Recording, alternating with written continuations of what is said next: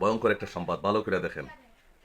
গতকালকেই বলছিলাম যে এই মার্কিনিরা ইচ্ছা করে আরব দেশগুলোকে যুদ্ধের দিকে ঠেলে দিচ্ছে। এর ভিন্ন কারণ আছে। আগে আমরা নিউজটা দেখি। ভুলক্রমে 3 যুদ্ধ বিমান ভূপাতিত, সেটা আপনারা নিউজ দেখছিলেন। ভুলক্রমে 3টা যুদ্ধ বিমান ভূপাতিত করছে কুয়েত। এখন ইরান থেকে বলা হয়েছে কুয়েতকে জবাব দিতে হবে। কুয়েতকে জবাব দিতে হবে তাদের আকাশে মার্কিন বিমানগুলো কে করছিল। অর্থাৎ মার্কিনিরা দাবি করতেছে কুয়েতে যে ফাইটার জেটগুলো ভূপাতিত হয়েছে এগুলো ইরান করে নাই, এগুলো করেছে কুয়েত। অর্থাৎ ভুল করে আমাদের ফাইটার জেটে শুট করে দিছে। কুয়েতের আকাশ প্রতিরক্ষার যে মেশিনটা, ওই মেশিন চিনতে পারে নাই কোনটা ইরানের বিমান আর কোনটা মার্কিনীদের বিমান। কথাটা বুঝছেন? এই নিউজটা চাউর করেছে, করার কারণে হিতে বিপরীত হয়েছে।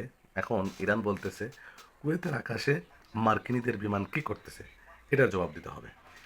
অসংখ্য ফাইটার জেট কিন্তু গত 48 ঘন্টায় মাটিতে দাফন হয়ে গেছে।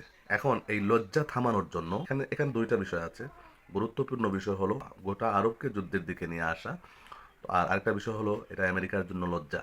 তারা বলতে চাইছে কুয়েতের আকাশ প্রতিরক্ষা বুঝতে পারে না এটা মানে ইরানের বিমান নাকি মার্কিনীদের বিমান। যদি বুঝতে পারতো এটা মার্কিনীদের বিমান তবে মারতো না। ওনারা এই নিউজটা ছড়াইয়া নিজেরাই কিন্তু উলঙ্গ হয়ে গেছে। কিভাবে? মার্কিনীদের কাছে প্রশ্ন, এমন আকাশ প্রতিরক্ষা তোমরা আরব দেশগুলোতে অর্থাৎ আমাদেরকে দিয়েছো, যে আকাশ প্রতিরক্ষা আমাদের বিমান কোনটা আর ইরানের বিমান কোনটা সেটাও যাচাই করতে পারে না, তাহলে এটা কোন ধরনের আকাশ প্রতিরক্ষা? তার মানে মূলা জুলাইয়া দিছে। হ্যাঁ, আরবদেরকে মার্কিনীরা মূলা জুলাইয়া দিছে। এই নেন মূলা।